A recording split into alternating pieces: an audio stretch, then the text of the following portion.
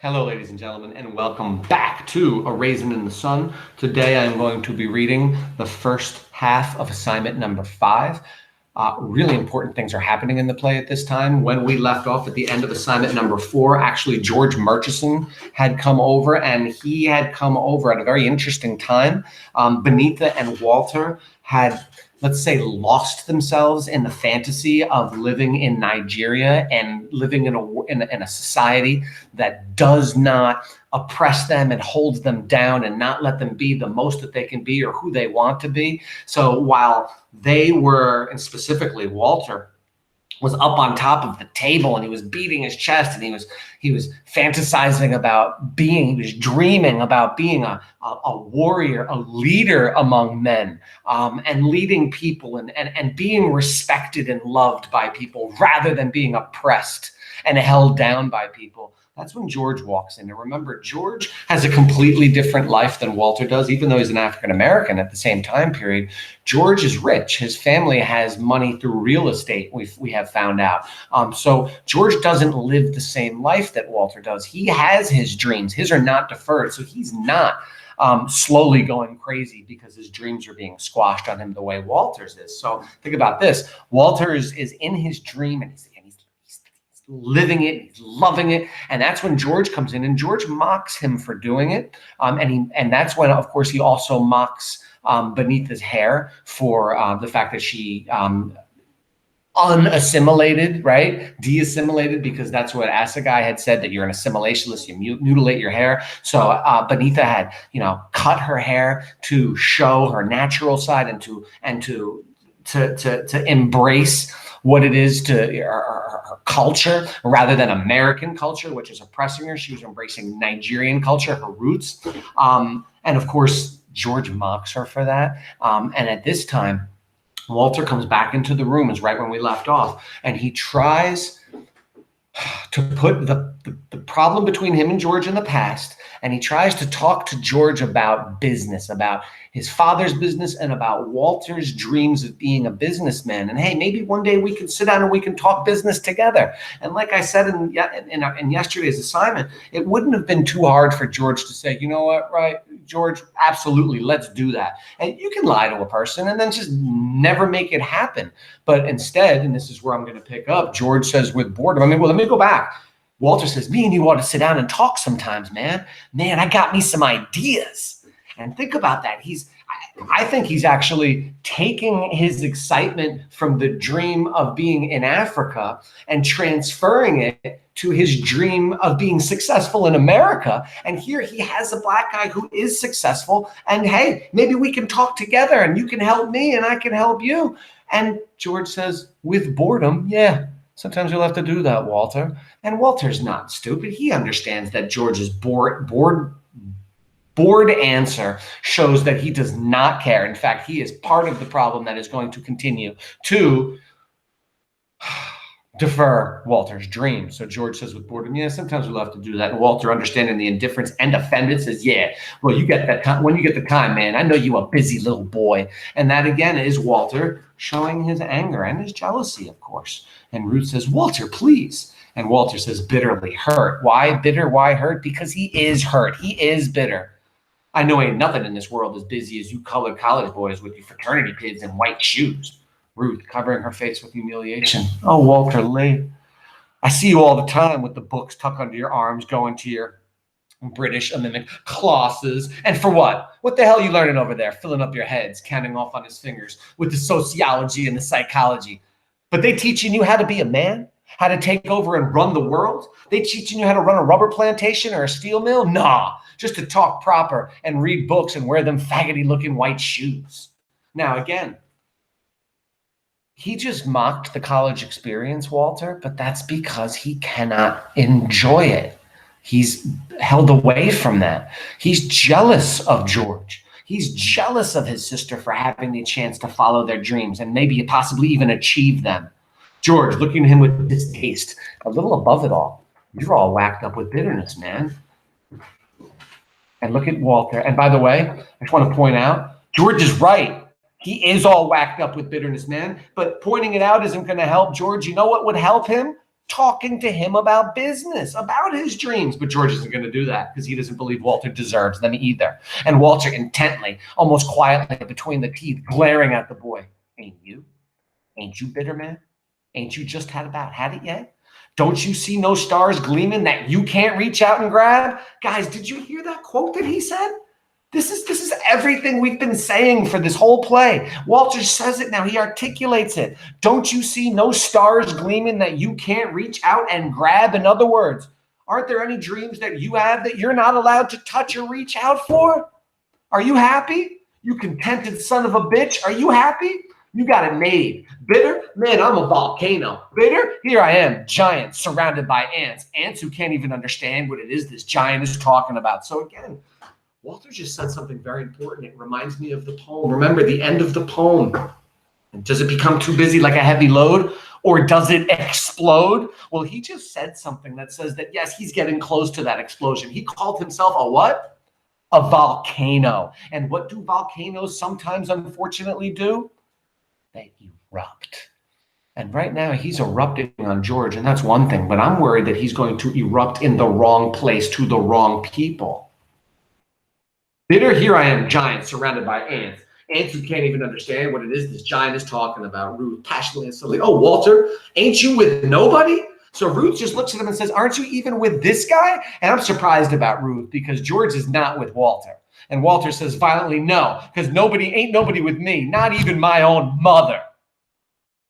Ruth, Walter, that's a terrible thing to say. And again, now, is Walter's mother with him? Of course she loves him. She wants the best for Walter. Now, he thinks she's not with him because she's not giving him the money to start his own store. But that doesn't mean she's not with him. It just means she's not with his idea. Not everybody in your family members aren't going to always agree with every one of your ideas, nor should they.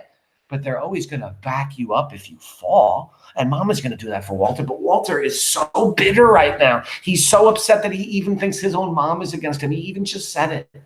Walter, that's a terrible thing to say. Beneatha enters dressed for the evening in a cocktail dress and earrings, her hair natural. George, well, hey, crosses to Beneatha, thoughtful, with emphasis, since this is a reversal. You look great.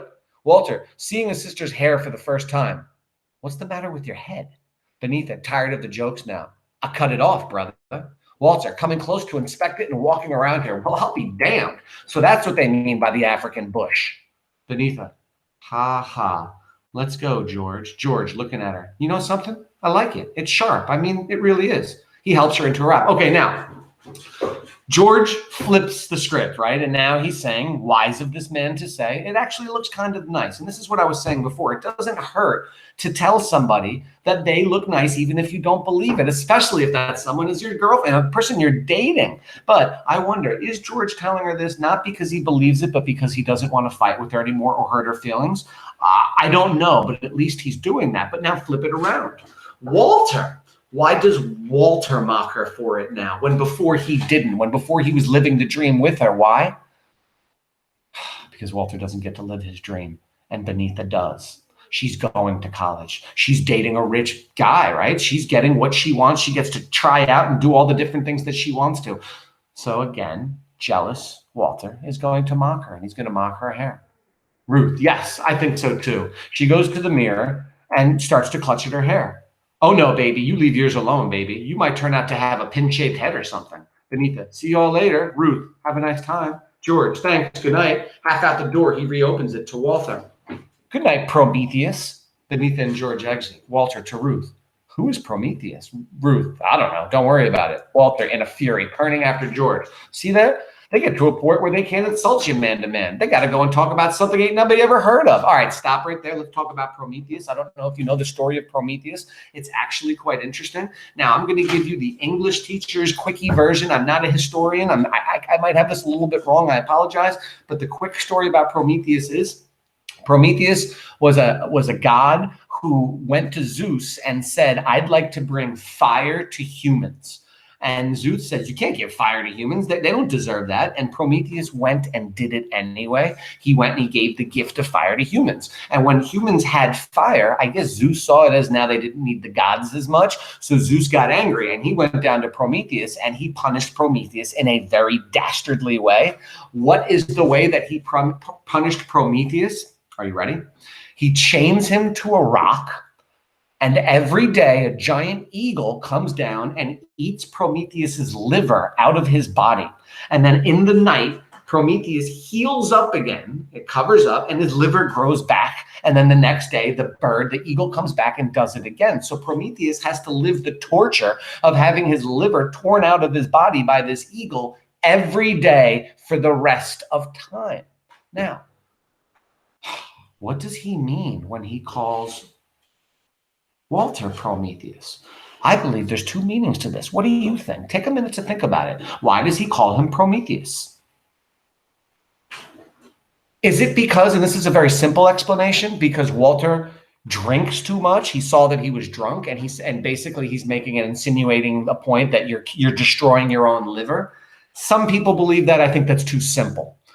I think what he's saying is that Prometheus, remember, think about it. Prometheus caused his own pain, right? By doing what he was told not to do, so that every day now he has to have his liver torn out and he has to suffer this torment every day. I think George is telling Walter, he's calling Walter Prometheus because he's saying, you're causing your own pain, Walter. You're so bitter about what you can't have that it's killing you on the inside. And if you would just give it up, then you wouldn't have this pain anymore. And you know what? That's very easy for a rich person who has all his dreams to say. Walter should never give up dreaming. Of course he's going to feel pain about it. So that's what I think is going on right there. That's just my interpretation. You might have another one. And if you do, I'd love to hear it. Let me know. So Ruth says, how do you know it was an insult to humor him? Maybe Prometheus is a nice fellow. Prometheus. I bet there ain't even no such thing. I bet that simple-minded clown. Ruth, Walter. She stops what she's doing and looks at him. Walter yelling, don't start. Start what? You're nagging. Where was I? Who was I with? How much money did I spend? Plaintively, Walter Lee, why don't we just try to talk about it? Walter, not listening. I've been out talking with people who understand me, people who care about the things I got on my mind. Now, Ruth wants to talk to him about the baby. Walter is saying, I don't want to talk about anything but this business, and only if you'll help me. Again, is Walter being fair to his wife? No. Is he being awful to his wife? Absolutely. But why? Again, and he just said it, because he's bitter, because he believes people are against him. I think he even thinks Ruth is against him, which is just not true, because if you remember, Ruth sat down with Mama in the beginning of play and tried to talk her into doing this, even though she doesn't think it's a right idea. She's worried about her husband. Ruth, wearily. I guess that means people like Willie Harris. Yeah, people like Willie Harris. Ruth, sudden flash of impatience. Well, then why don't you all just hurry up and go into the banking business and stop talking about it? Walter, why? You want to know why? Because we all tied up in a race of people that don't know how to do nothing but moan, pray, and have babies. Whew. I don't even think Walter meant that. Again, he's upset. The line is too big even for him. See, even he knows it's wrong. And he looks at her and he sits down. Ruth, oh, Walter, softly, honey, why can't you stop fighting me? Walter, without thinking, who's fighting you? Who even cares about you? I'll say that again. He just said to his wife, who's fighting you? Who even cares about you? Of course he cares about her. Again, he's just so torn up because his dreams are being deferred. This is what this whole play is about. This is what that poem was about. What does it do to people? And as you can see, it destroys them from the inside. Hopefully they can help him. This line begins the retardation of his mood. I lost my line. Hold on a second. I have to go down. Here it is. Wait. Oh, I lost my spot still. There it is. Sorry, I found it now. Ruth, well, she waits a long time, and then with resignation starts to put away her things. I guess I might as well go on to bed, more or less to herself. I don't know where we lost it, but we have. Then to him. I'm sorry about this new baby, Walter. I guess maybe I better go on and do what I started. I guess I just didn't realize how bad things was with us. I guess I just didn't really realize. She starts out to the bed. Did you hear what she just said? Basically, from how I read that, is she says, I guess maybe I better go on and do what I started. And she's talking about the abortion. She doesn't want to have it. I think this whole thing about going to the abortion doctor was to try to wake Walter up, to get him to see her, to get him to see their family, rather than just his obsession with money and his dreams, which again are fine to have. Well, you can't be obsessed about money or your dreams. It's not healthy obsession, of course. But upon what she just said right now, it's not her plan. She wants Walter to stop her. She wants Walter to be with her and talk to her. She says, "You want some hot milk?" And he says, "Hot milk? Yes, hot milk. Why hot milk? Because after all that liquor you come home with, you ought to have something hot in your stomach." No. Why is she trying to give him hot milk? Because she loves him. That's all. "Walter, I don't want no milk."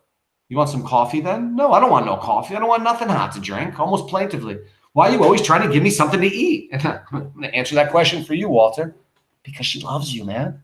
Ruth, standing and looking at him helplessly. And it's also because it's something she can give him. She can't give him his dream. So she's trying to give him anything that might make him happy, that might help him. She definitely loves him. She loves him a lot. "What else can I give you, Walter Lee Younger?" She stands and looks at him and presently turns to go out again. He lifts his head and watches her going away from him in a new mood which began to emerge when he asked her, "Who cares about you?" It's been rough, ain't it, baby? See, I think now he's realizing now how wrong he is and how good she is. She hears and stops, but does not turn around, and he continues to her back. I guess between two people, there ain't never as much understood as folks generally think there is. I mean, like between me and you. She turns to face him. How we gets to the place where we scared to talk softness to each other. He waits, thinking hard himself. Why do you think it gotta be like that? He is thoughtful, almost as a child would be. Ruth, what is it gets into people ought to be close? That's the play. See, Walter's articulating exactly what I've been thinking and talking about. What is it gets into people that ought to be close? He's asking, why are we fighting? I love you, you love me. What is it that's causing us to do this? And the answer is oppression, prejudice, racism. White society holding down your dreams is what is doing this to you. It's destroying you. And you know what? As awful as it sounds, white society doesn't care if you get destroyed. Right? The government doesn't care if you break up with your family or if you end up in jail or dead because you explode. That's what he's dealing with right now. That's the awful reality of this situation. And he doesn't understand, why is it breaking us apart, Ruth? And the answer is because it's evil and awful and nobody deserves to be treated that way. That's what the poem is about. That's what this play is about.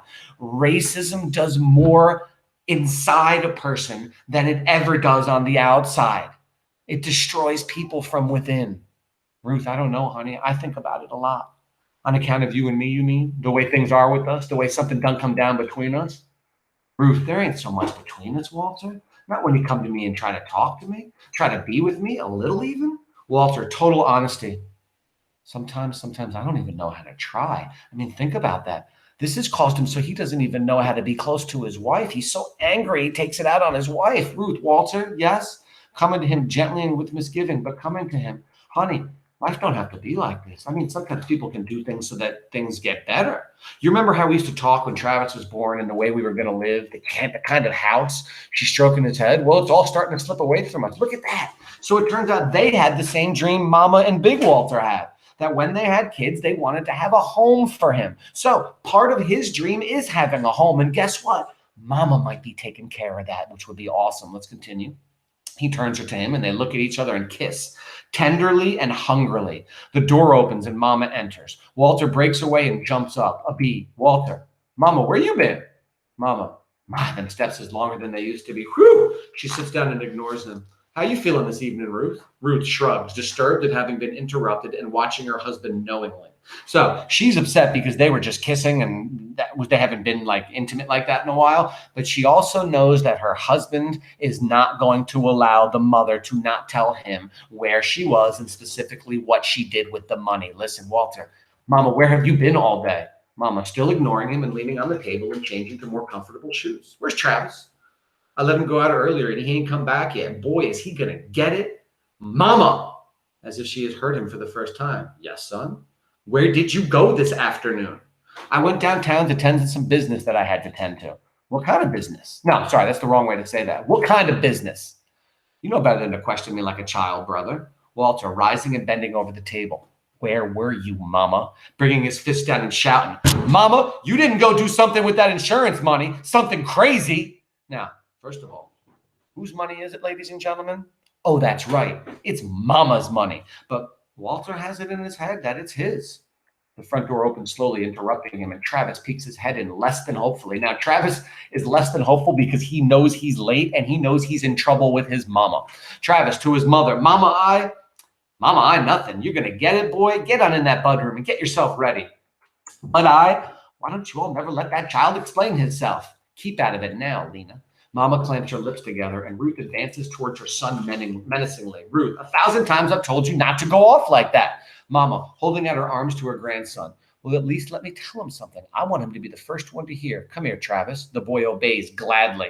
He's going to do anything rather than go with Mama because he knows Mama's going to give him a beat down right now. So he goes to Grandma. Travis, she takes him by the shoulder and looks into his face. You know that money we got in the mail this morning? Yes'm. Well, what do you think your grandmama gone and done with that money? I don't know, Grandmama. Mama, putting her fingers on his nose for emphasis. She went out and she bought you a house. Now, please watch people's reactions. Now, look at the way Mama says it. Putting his finger on his nose for emphasis. She goes, she went out and bought you a house. Now, that is amazing news for this family. It's just amazing news. But watch how Walter reacts. The explosion comes from Walter at the end of the revelation, and he jumps up and turns away from all of them in a fury. Mama continues to Travis, you glad about that house? It's going to be yours when you get to be a man. Travis, yeah, I always wanted to live in a house. Mama, all right, give me some sugar then. Travis puts his arms around her neck as she watches her son over the boy's shoulder. Then to Travis, after the embrace. Now, when you say your prayers tonight, you thank God and your grandfather because it was him who gave you the house in his way. Ruth taking the boy from Mama and pushing him toward the bedroom. Now you get out of here and get ready for your beating. Travis, oh, Mama. Ruth, get on in there. Closing the door behind him and turning radiantly to her mother-in-law. So you went and did it. So again, Ruth is happy. She's radiantly happy. She's going to be able to raise her baby outside of this rat and roach infested apartment where there's no room to put her, where there's no window to look out of, except for one, where there's no bath. Imagine having a baby and no bathroom to wash him in or her in. Like, you got to get babies baths all the time, right? And then you have to take them into a bathroom where there's strangers and whatnot. Just imagine that. Awful. Sharing a bathroom with strangers, awful. Mama quietly looking at her son with pain. Yes, I did. Ruth raising both arms classically. Praise God. Now again, look at the difference in reactions. Ruth is literally praising God, and she means it. She wants to get out of this house, this apartment so bad. She knows it's one of the reasons why Walter is having so many problems is because they're here. Travis is excited. Mama's excited. Benny's probably going to be excited too, but Walter, no, because Walter knows if the money went to the house, then it can't go to his business, and there goes his dream. The irony is, though, I thought having a house was your dream. But no, the business was his major dream. And now he believes Mama's keeping him from it as well. And now his wife, too, because she's praising God. Please, honey, let me be glad.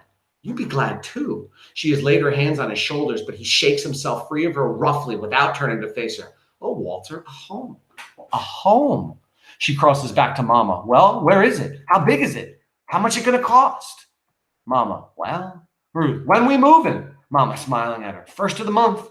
Ruth throwing back her head with jubilance. Praise God. Mama tentatively still looking at her son's back turned against her and Ruth's. It's a nice house, too. She cannot help speaking directly to him. So she's trying to convince Walter because he's not only not happy, he's angry that she did this. An imploring quality in her voice, her manner makes her almost like a girl now. 3 bedrooms, nice big one for you and Ruth. Me and Benita still have to share our room, but Travis will have one of his own. And with difficulty, I figure if the new baby is a boy, we could get one of them double-decker outfits. And there's a yard with a little patch of dirt where I could maybe get to grow me a few flowers and a nice big basement. Now, remember, another one of Mama's dreams was to not only have a house, but to have her own garden. Ruth, Walter, honey, be glad. Mama, still to his back, fingering things on the table. Of course, I don't want to make it sound fancier than it is. It's just a plain little old house, but it's made good and solid, and it will be ours. Walter Lee, it makes a difference in a man when he can walk on floors that belong to him. Ruth, where is it? Mama, frightened at this telling.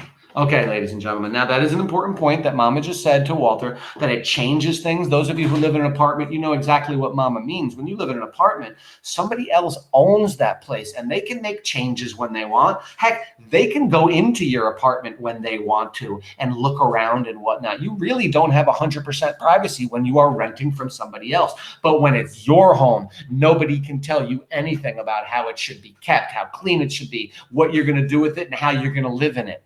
But here's the problem. Ruth said, where is it?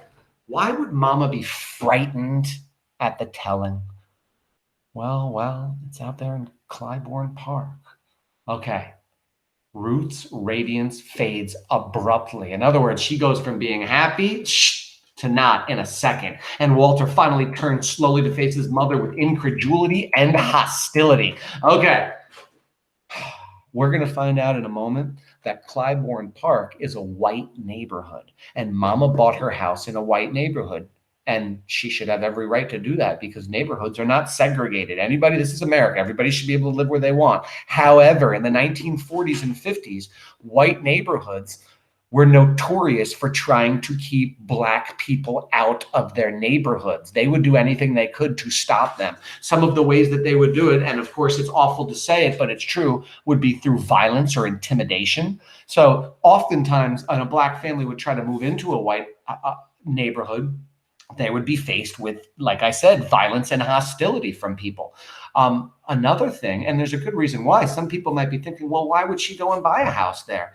Well, this is the truth, and it's an awful truth, is that white neighborhoods in those time periods were nicer, the houses were better, and are you ready for this? In many cases, they were even cheaper, right? They were not as expensive oftentimes. Sometimes you would have to pay more. The Black neighborhoods, they would keep them in a state of disrepair, and they would overcharge people to live there and buy these houses. So they would be in a place they didn't want to be, and then they would have to pay more for it. Why? It's just another form of discrimination and oppression. So Mama, and God bless her for it, and remember I told you that the author of this play, Lorraine Hansberry, this is what she and her family did. In actuality, her father was one of the first families to move into a white neighborhood. In fact, he went and fought in court to be able to do so as his American right as a citizen, to be able to live wherever he wants, and he should be able to. So that's why she's writing about this in her play. And again, God bless the Hansberrys for doing it, and God bless Mama for doing it. Listen, Mama frightened at the telling. Well, it's out there in Clybourne Park. Ruth's radiance fades abruptly, and Walter finally turns slowly to face his mother with incredulity and hostility. Ruth, where? Mama, matter-of-factly, 406 Clybourne Street, Clybourne Park. Ruth, Clybourne Park? Mama, there ain't no colored people living in Clybourne Park. Mama, almost idiotically, well, I guess there's going to be some now. Walter, bitterly, so that's the peace and comfort you went out and bought for us today? Mama, raising her eyes to meet his finally. Son, I just tried to find the nicest place for the least amount of money from my family, which, by the way, is what people are supposed to do. Americans and everybody all over the world, you're trying to always find the best place for your family, your loved ones. She didn't do anything wrong. She did the right thing. Ruth, trying to recover from the shock. Well, of course, I ain't never been one afraid of no crackers, mind you, but, well, wasn't there no other houses nowhere? Mama, them houses they put up for colored in them areas way all out seem to cost twice as much as other houses. I did the best I could. So think about that. So the houses for the colored people, for Black people, are farther away from the city, right? So you have to travel more, longer. You have to pay more money, driving on buses or however you're walking to the city to get to work, and they cost twice as much money. It should actually be the opposite way. The farther away you get from the city, it should get cheaper. But no, it shows you the oppression and the racism against Black people. Ruth, struck senseless with this news. In its various degrees of goodness and trouble, she sits a moment, her fists propping her chin in thought, and then she starts to rise, bringing her fists down with vigor, the radiance spreading from cheek to cheek again. Okay, so Ruth thought about it. First, she was excited, remember? Then she was like, oh my God, you're bringing us to a white neighborhood? Oh, this might not be good. And then she realizes, you know what? This is amazing. Listen. Well, all I can say, if this is my time in life, my time to say goodbye. And she builds with momentum and she starts to circle the room with an exuberant, almost tearfully happy release to these goddamn cracking walls. She pounds the walls and these marching roaches. She wipes in an imaginary army of marching roaches and this cramped little closet, which ain't never was no kitchen. Then I say it loud and good, hallelujah, and goodbye, misery. I don't never want to see your ugly face again. She laughs joyously, having practically destroyed the apartment, and flings her arms up and lets them come down happily, slowly. Look at Ruth. I'm going to say it again. Hallelujah. And goodbye, misery. I don't never want to see your ugly face again. So Ruth understands leaving this apartment for their own house is the most important thing this family can do. Think about what this family has been going through these last couple of days. They need something big and important. She laughs joyously, having practically destroyed the apartment, and flings her arms up and lets them come down happily, slowly, reflectively over her abdomen, aware for this first time, perhaps, that the life they're in pulses with happiness and not despair. Think about that. So now, for the first time, she looks down at her stomach where her new baby is growing, and she looks at it with happiness, not with despair. In other words, she can now dream about the baby and all the goodness that they can have and the goodness they can bring to this baby and how they can raise this baby in this happy family in this beautiful home and not despair anymore. Think of where she was yesterday, thinking about bringing the baby into this apartment with the roaches and the rats. Mama moved, watching her happiness. Yes, honey? Ruth looking off. Is there a whole lot of sunlight? Mama understanding. Yes, child, there's a whole lot of sunlight. Long pause. All right, that's where we're going to leave. Now, quickly, why? Why did Ruth ask if there was sunlight in the new house? It's such a strange question for most people. But it's not strange for somebody who lives in an apartment with only one what? With only one window. So their house is always very dark, even in the brightest of day. Their house is dark, and I think that's also symbolic of their existence. It's covered with darkness, right? There's not light, there's not joy. And what she's saying, I think this is a metaphor for their future, for their life, is that this house with windows, lots of windows, is going to provide their family life and light. And that's what people need. You don't realize it, but you need sunlight to survive. You really do, actually. You need the vitamin D. It also helps you to sleep. It keeps you happy. I mean, think about it. When it rains for 3 days and you don't see the sun, how you feel. And then when you go outside and it's a sunny day, you feel better. Heck, right now it's been raining for the last 2 days when I'm taping this. And today I'm looking out the window and it's sunny. And just looking out the window, it makes me feel nicer. Now they have the sunlight in their life in the form of new windows, but it's also more in the form of their own home. Their dreams are finally beginning to be realized. This is a huge deal. But of course, Walter doesn't see it that way. So let's see, what's Walter going to do? Is he going to explode like the poem said? Is this too heavy of a load for him? We'll find out tomorrow when we finish assignment number 5. Excellent, excellent job, everybody. Thank you very much.